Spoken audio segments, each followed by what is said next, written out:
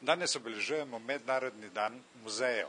Mariborski pokrajinski muzej ima trdno zaprta vrata. Že ob 16. uri so ga zapustili poslednji uslužbenci in samo varnostniki pred enim izmed vhodov čakajo, da jim izročijo ključe. Da so vrata zaprta, se lahko prepričate tudi sami. Muzej narodne osvoboditve Maribor ima vrata danes odprta do 18. ure. Gostov, obiskovalcev je bilo iz najrazličnejših krajev Slovenije kar nekaj. Ni se ravno trlo, vendar več kot na običajen dan. Gospa, kaj vas je danes prignalo v muzej?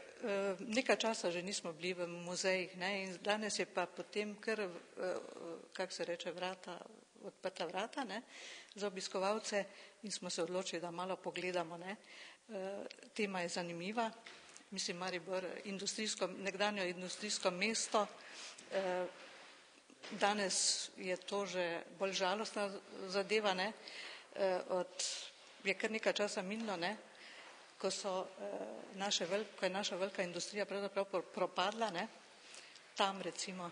Kdaj ste bili pa pred tem na zadnjem muzeju? Pred tem kar nekaj časa. Leta Bo že kar nekaj, kakih 10-15 let že. V tem muzeju narodne osvoboditve? Tu pa tudi druge, no. Recimo v galeriji, potem še, ne, nad tržnico Mariborsko, ne, pa potem pokrajinskem muzeju, ne. Tako da. In ko se odločite za družinske obiske? Tako. Več ali manj, ja, tako, ja, je bolj zanimivo, ne, mislim, skupaj malo pokomentiramo, ne.